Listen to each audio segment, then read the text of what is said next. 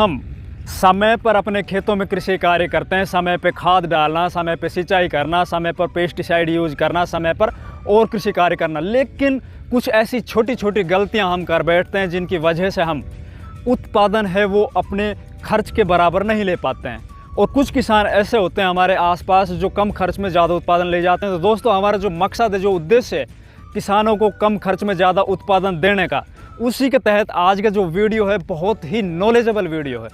दोस्तों, आज का जो वीडियो आप लोगों ने अगर इसको कंप्लीट देख लिया और मेरी बताई हुई बातों को अगर आपने अपने खेतों में अप्लाई कर लिया, तो कोई कारण नहीं होगा कि आपकी जो आने वाली अभी जो फसलें आप जो खेतों में लगाने जा रहे हो उसका उत्पादन आपका पिछले साल की बजाय 1.5 या 2 गुना ना हो। तो आज की जो वीडियो है, मैं खड़ा हूँ, आप लोग देख रहे हो अपने खेत में, जहाँ पे मैंने देसी खाद डाला है। तो देसी खाद डालने का तरीका, देसी खाद कब डालना चाहिए, तो दोस्तों आज की वीडियो में मैं 5 बिंदुओं पर बात करूंगा। अगर आप लोगों ने इन 5 बिंदुओं को सही से और पूरा समझ लिया और देख लिया तो आप एक स्मार्ट किसान बन जाओगे और आप एक प्रगतिशील किसानों की दिशा में बढ़ चलोगे। तो दोस्तों, अभी तक भी जिन किसान भाइयों ने चैनल को सब्सक्राइब नहीं किया, कृपया चैनल सब्सक्राइब कर लीजिए। हमारी जो एक सीरीज है जीरो से हीरो, वो स्टार्ट हो चुकी है। दोस्तों, आप लोगों से एक निवेदन और है, अगर हमारी बातें, हमारा चैनल और हमारे वीडियोस आप लोगों को अच्छे लग रहे हैं तो कृपया एक लाइक ज़रूर कर दीजिए, जिससे हमारा उत्साहवर्धन बढ़े।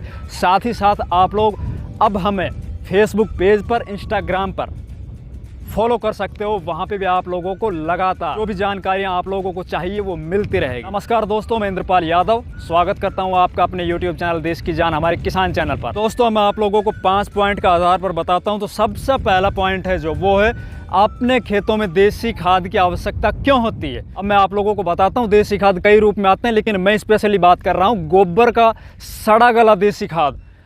इसको डालने से इसमें सबसे पहले तो 50% नाइट्रोजन की पूर्ति होती है हमारे खेतों में, साथ ही साथ 20% फॉस्फोरस और पोटेशियम की पूर्ति अपने खेतों में होती है। साथ ही साथ इसमें जो अपनी फसलों को 17 प्रकार के पोषक तत्वों की आवश्यकता होती है वो भी अधिकतर इनमें मिल जाते हैं। और मिलने से दोस्तों, जब भी अपन अपनी फसलों को लगाएंगे खेत में, जब भी उसकी बुआई करेंगे, तो जब पौधा हमारा खेत की मिट्टी से बाहर निकलेगा तो वो एक बगैर देसी खाद के खेत की बजाय जो अपन जिस खेत में देसी खाद डाला, आप देखना, आप प्रैक्टिकली देखना, आप वो पौधा एकदम स्वस्थ निकलेगा। उसमें बीमारियां भी बाद में बहुत कम आएंगी।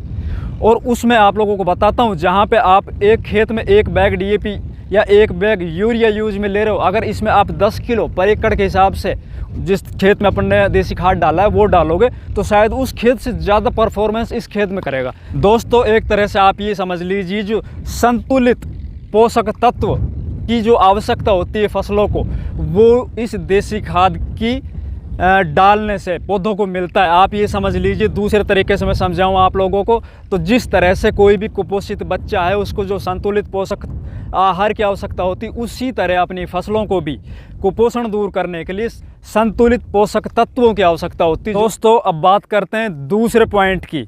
तो उससे पहले मैं आप लोगों को बताता हूं कि आप लोगों को मैं इसको फैलाने का एक बहुत अच्छा जुगाड़ भी दिखाऊंगा जो हम यूज़ करते हैं अपने खेतों में।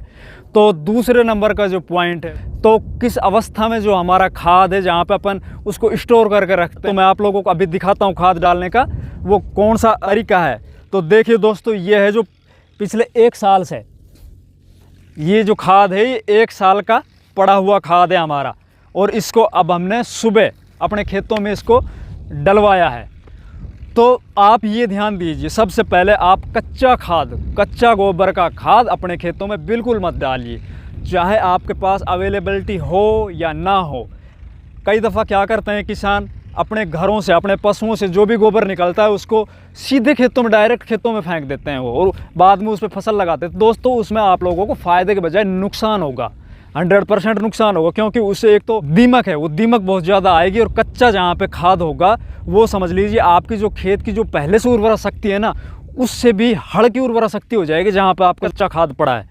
तो आप ध्यान रखिए, पशुओं का गोबर वो कम से कम 1 साल एक जगह पे पड़ा हो, उस पर बारिश भी लगी हो, आप पानी छोड़ते रहते रहो, तो आपका जो खाद है वो अच्छे से एकदम गड़ जाएगा और उसमें बिल्कुल जो है ना वो कार्बनिक पदार्थ के रूप में वो तब्दील हो जाएगा। तो आप बिल्कुल सड़ा और गला खाद को ही अपने खेतों में यूज़ कीजिए। दोस्तों अब बात करें तीसरे नंबर पॉइंट की कि ये कब डालना चाहिए। ये बहुत महत्वपूर्ण पॉइंट है दोस्तों। अपन अक्सर करते क्या हैं कि हम जब भी समय लगा, हमारे खेत में कोई भी फसल है वो खाली हुई, हम देसी खाद को डाल देते हैं, डाल के फिर अपन छोड़ देते हैं उसको खेत में बगैर फैलाए।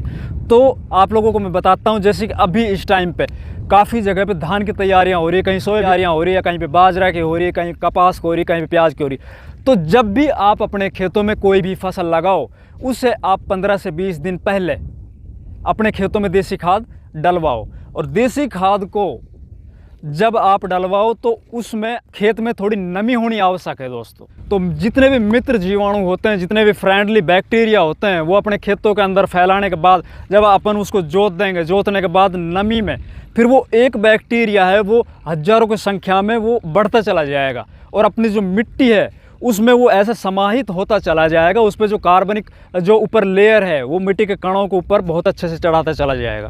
तो अब बात करते हैं पॉइंट नंबर 4 कि देसी खाद हमें अपने खेतों में कितनी मात्रा में डालना चाहिए। तो दोस्तों मात्रा मैं आप लोगों को बता देता हूँ कि जैसे कि आप कोई भी फसल लगा रहे हो, सब्जी वर्गीय फसलों के अलावा जैसे धान है, गेहूं है या कोई भी अपनी परंपरागत खेती कर रहे हो, तो उसमें आप 1 हेक्टेयर में 20 से 25 टन देसी खाद की बुरकाव कर दीजिए अपने खेतों में। साथ ही साथ दोस्तों अगर आप कोई भी बागवानी कर रहे हो या फिर कोई सब्जी वर्ग की फसल लगा रहे हो, कोई बेल वर्ग की फसल लगा रहे हो, तो आप लोगों को उस अवस्था में 50 टन पर हेक्टेयर की आवश्यकता होगी अपने खेतों में अच्छा उत्पादन लेने के लिए। तो दोस्तों अब मैं 5वां पॉइंट बता रहा हूँ, बहुत ही महत्वपूर्ण पॉइंट है दोस्तों, बिल्कुल स्किप मत कीजिए। इसमें 2 पॉइंट है 5वें पॉइंट में। एक तो इसके फ़ायदे क्या होंगे और एक इसमें जो अपन कई दफ़ा क्या है लापरवाही कर जाते हैं, इसमें सावधानी कौन कौन सी बरतनी है अपन को, बहुत ही इंपॉर्टेंट बातें हैं ये हमारी। तो फ़ायदे इससे क्या होगा? फ़ायदा देसी खाद डालने से आपके खेत की उर्वरा शक्ति बढ़ जाएगी निश्चित तौर पर। तो खेत को इस तरह से ये बना देगा कि उसमें जो है ना हवा प्रवेश बहुत अच्छे से करेगी। तो अगली जो फसलें लगेंगी, मैं बार बार बताता हूँ आप लोगों को, जिन खेतों के अंदर वायु संचरण बढ़िया होता है, हवा अच्छे से जाती है खेतों में जड़ों तक, उन खेतों में फसलें बहुत अच्छी पाई जाती है। चौथा दोस्तों इसके अंदर वाटर होल्डिंग कैपेसिटी में वो बहुत ज़्यादा बढ़ जाएगी। साथ ही साथ इसमें आपस में मिट्टी के जो कण हैं वो आपस में चिपक जाएंगे और चिपकने से एक तो उसमें क्या है कि जब बरसात आएगी तो मिट्टी का कटाव नहीं होगा दोस्तों, और जड़ें हैं वो जड़ें नीचे तक जाएगी और जितनी अच्छी जड़ें होंगी उतना ही पौधा ज़्यादा अच्छा होगा। अब दोस्तों सावधानी बहुत ज़रूरी, बहुत ही इम्पोर्टेंट बात है। तो सावधानी किस तरह रखनी है? तो सावधानी ये है दोस्तों, सबसे पहले आप ध्यान रखिए सड़ा गला देसी खाद अपने खेतों में यूज़ कीजिए। दूसरा, जब भी आप देसी खाद डलवाने जा रहे हो अपने खेत में, तो आप उस खाद को कोशिश कीजिए, सुबह खाद डाला है तो शाम तक उसको फैलाकर अपने खेतों में उसकी जुताई कर दीजिए। अगर आपका खाद वो 10-5 दिन खेत में पड़ा रहा और ऊपर से वो सूख गया तो समझ लीजिए आपका जो नाइट्रोजन है वो तो उड़ ही गया। साथ ही साथ जितने भी इसमें अपने मित्र जीवाणु हैं, जो फ्रेंडली बैक्टीरिया है, वो भी सब मर जाएंगे दोस्तों। अगर वो मर गए तो फिर आपके लिए देसी खाद नहीं, देसी खाद नहीं है, सिवाय मिट्टी के कुछ नहीं बचेगा। दोस्तों हमने इस खेत में बहुत अच्छे से खाद को मिला दिया, आप लोग देख सकते हो मिट्टी में बिल्कुल एकदम कितने अच्छे से ये खाद मिल चुका है। मैं आप लोगों को दिखाता हूँ अगले खेत में जहाँ पे हमारा जो जुगाड़ चल रहा है, वो बनवा रखा है हमने ट्रैक्टर के पीछे जोड़ के, और 1 घंटे में 4-5 बीघे के आराम से जो है ना हम इसको फैला सकते हैं। ये है दोस्तों हमारा खाद को फैलाने का जुगाड़, बहुत बढ़िया जुगाड़ है। अभी हमारी ये समझ लीजिए आप प्याज के खेतों की तैयारियां चल रही है। बारिश से पहले सब में खाद वाद डाल के खेतों की जुताई करके अच्छे से उनको एक सार पाटा वाटा लगा के तैयार कर लेते हैं।